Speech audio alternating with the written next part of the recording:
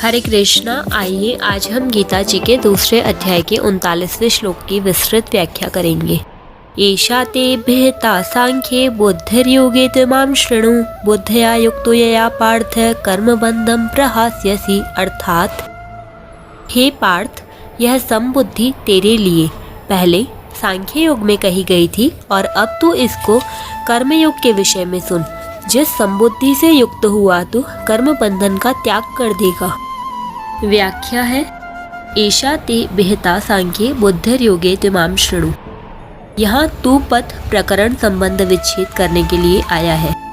अर्थात पहले सांख्य का प्रकरण कह दिया, अब योग का प्रकरण कहते हैं। यहाँ ईशा पद पूर्व श्लोक में वर्णित समबुद्धि के लिए आया है।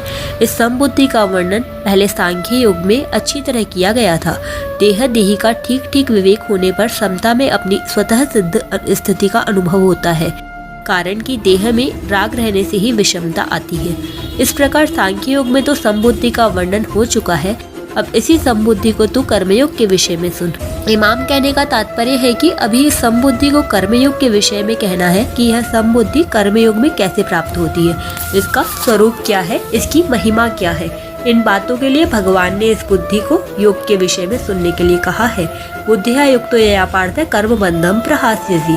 अर्जुन के मन में युद्ध करने से पाप लगने की संभावना थी, परंतु भगवान के मत में कर्मों में विषम बुद्धि होने से ही पाप लगता है, समबुद्धि होने से पाप लगता ही नहीं। जैसे संसार में पाप और पुण्य की अनेक क्रियाएं होती रहती है, पर उनमें हमें पाप पुण्य नहीं लगते, क्योंकि उनमें हमारी समबुद्धि रहती है, अर्थात उनमें हमारा कोई पक्षपात आग्रह राग द्वेष नहीं रहते। ऐसे ही तू समबुद्धि से युक्त रहेगा तो तेरे लिए भी ये कर्म बंधन कारक नहीं होंगे। इसी अध्याय के 7वें श्लोक में अर्जुन ने अपने कल्याण की बात पूछी थी, इसलिए भगवान कल्याण के मुख्य मुख्य साधनों का वर्णन करते हैं। पहले भगवान ने सांख्य योग का साधन बताकर कर्तव्य कर्म करने पर जोर दिया कि क्षत्रिय के लिए धर्म रूप युद्ध से बढ़कर श्रेय का अन्य कोई साधन नहीं है। फिर कहा कि समबुद्धि से युद्ध किया जाए तो पाप नहीं लगता। अब उसी समबुद्धि को कर्मयोग के विषय में कहते हैं। कर्मयोगी लोक संग्रह के लिए सब कर्म करता है।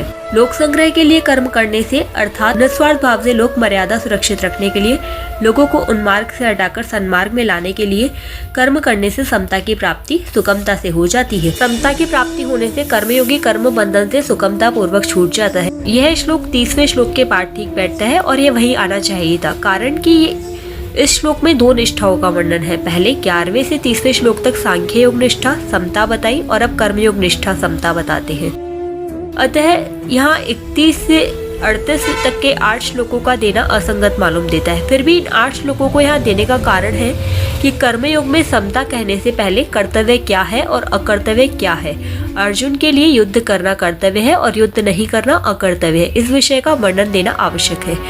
अतः भगवान ने कर्तव्य अकर्तव्य का वर्णन करने के लिए उपयुक्त 8 श्लोक कहे हैं और फिर समता की बात कही। तात्पर्य है कि पहले 11वें से 30वें श्लोक तक सत असत के वर्णन से समता बताई कि सत सत ही है और असत असत ही है, इसमें कोई कुछ भी परिवर्तन नहीं कर सकता। फिर 31वें से 38वें श्लोक तक कर्तव्य अकर्तव्य की बात कहकर 39वें श्लोक से अकर्तव्य का त्याग और कर्तव्य का पालन करते हुए कर्मों की सिद्धि असिद्धि और फल प्राप्ति अप्राप्ति में समता का वर्णन करते हैं।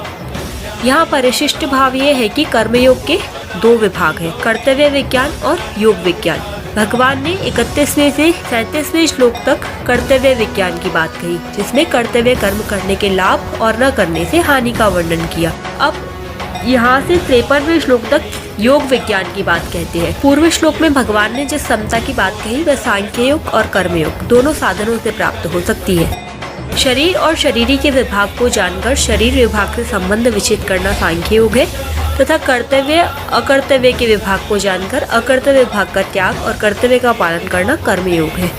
मनुष्य को दोनों में से किसी भी एक साधना का अनुष्ठान करके इस समता को प्राप्त कर लेना चाहिए, कारण कि समता आने से मनुष्य कर्म बंधन से मुक्त हो जाता है।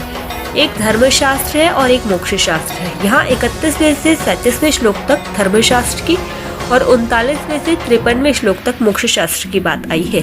धर्म से लौकिक और पारमार्थिक दोनों तरह की उन्नति होती है। धर्मशास्त्र में कर्तव्य पालन मुख्य है। धर्म कहो चाहे कर्तव्य कहो एक ही बात है। जो करना चाहिए उसको नहीं करना भी अकर्तव्य है और जो नहीं करना चाहिए उसको करना भी अकर्तव्य है। जिसमें अपने सुख की इच्छा का त्याग करके दूसरों को सुख पहुंचाया जाए और जिसमें अपना भी हित हो तथा दूसरे का भी हित हो, वह कर्तव्य कहलाता है। कर्तव्य का पालन करने से योग की प्राप्ति अपने आप हो जाती है। कर्तव्य का पालन किए बिना मनुष्य योगारूढ़ नहीं हो सकता। योग की प्राप्ति होने पर तत्व ज्ञान स्वतः हो जाता है, जो कर्मयोग तथा ज्ञान योग दोनों का परिणाम है। 40वें श्लोक की व्याख्या हम कल करेंगे। हरे कृष्णा, राधे राधे।